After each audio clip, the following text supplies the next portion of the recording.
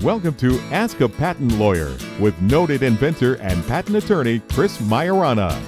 Each week, Chris answers your questions on patents, trademarks, and inventions. Now, here's Chris Maiorana. How do you approach a patent application differently than a big law firm? I think fundamentally we take each patent application a bit more personally. So we put a lot of pride and effort into these things. Ultimately, that's our work product. I mean, that's what we're delivering to clients, and we take a lot of pride in it. So I think I mentioned in another podcast a little bit that, bigger law firms tend to have just strict billing requirements. So they're going to really push the volume, whether the quality's there or not.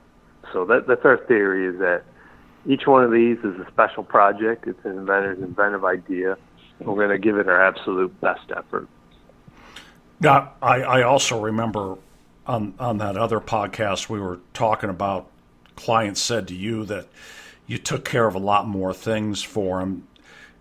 Did I remember correctly? They say the big law firms literally try to get the inventors to write the application for them?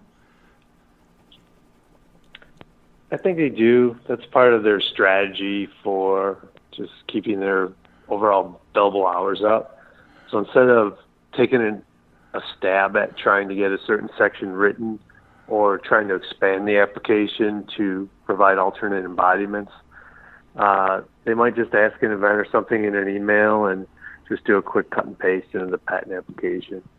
Where we recognize that for a patent application to be effective, you need alternate embodiments of a lot of the things that are in there, at least the key components. So once we have a draft done, we go back and think about it, like what portions can be expanded to use an alternate embodiment.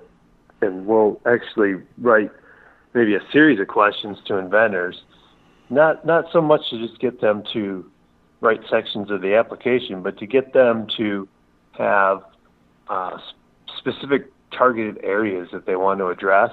And then once we work out, that's kind of like the palette of the patent application. Once we get that palette worked out, then we can do the details on the technical writing of those sections. And that's the way we look at it is, we're the drafters. We have the experience in writing these patent applications at the level of detail that are needed. Clients got to like that a lot better, I would think. We've had a lot of positive comments on that. I know back in the day, it still happens today, but I remember one inventor, when I met him at his site in Seattle, he said, this is great that we got you involved in these things, because when we had our other attorneys, we get a draft. We just look at the thing sitting there for about a week because we just dreaded even going through it, knowing that it would take so much time to get this thing into shape to be acceptable to file. He said, once we started getting applications from you, the time, we noticed the time was so much less that we're almost excited to see them because we knew it was going to be a good application. It wouldn't take that much of our time, and then we would get the thing filed relatively quickly.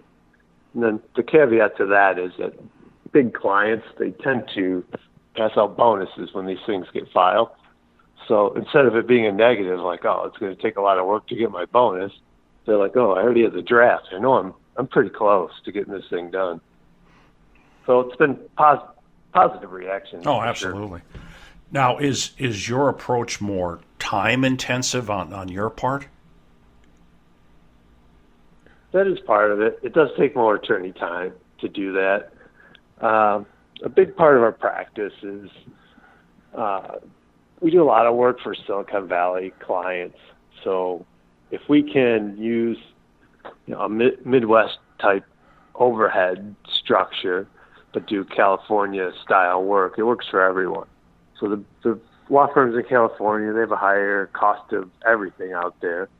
So they have to charge more and spend less time. So if we can take those two things and just balance them out a little bit, so charge a little bit less and spend a little bit more time, it all really shows up in the overall quality of the patent application.